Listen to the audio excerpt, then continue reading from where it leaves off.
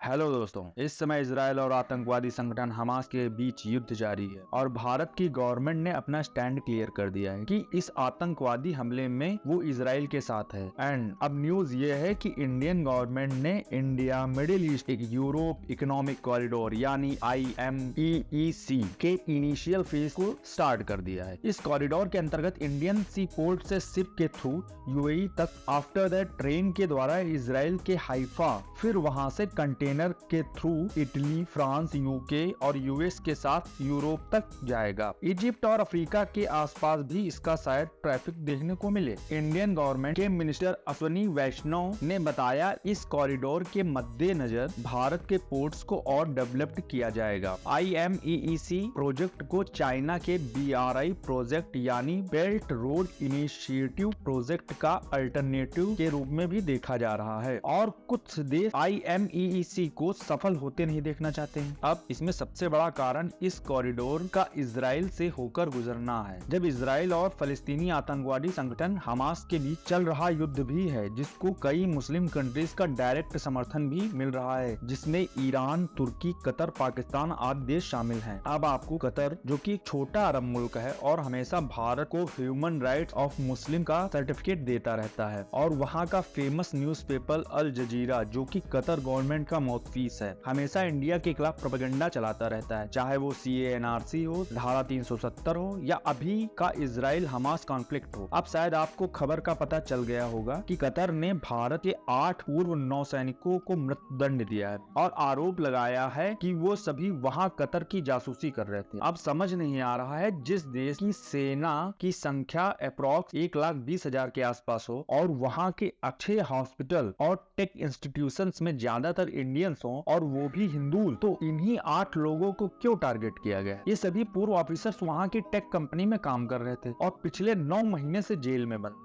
और तो और कतर इसके बारे में कोई भी जानकारी भारत को प्रोवाइड नहीं कर रहा है। अब इंडियन गवर्नमेंट ने रिप्लाई में जब पत्रकारों ने पूछा तो कहा, हम अपने नागरिकों की पूरी हेल्प करेंगे और कतर से इसके बारे में बात करेंगे। लेकिन वास्तव में कतर जैसा देश किस ट्रस्ट के काबिल है, उसे आप ऐसे समझ सकते हैं कि जिस इजराइल के नागरिकों पर रात में सोते वक्त हमला आतंकवादी संगठन हमास ने किया, उसका ऑफिस कहाँ है? जी हाँ, उसका ऑफिस कतर में है। उसके लीडर और मेंबर्स की बैठकें भी कतर में ही होती हैं। कतर ही लेबनान के टेररिस्ट ऑर्गेनाइजेशन हिजबुल्लाह को सीधी मदद देता है और तो और भारत विरोधी जाकिर नाइक भी वहीं छिपा है। अब आप समझ सकते हैं कि कतर एक कट्टरवादी देश है और भारत में सबसे ज्यादा फंडिंग कहीं से आती है तो वो कतर है, और इंडिया को अब इन जैसे देशों से संबंध नहीं रखना चाहिए। तो आज के लिए इतना ही, फिर मिलेंगे, तब तक के लिए धन्यवाद, जय हिंद।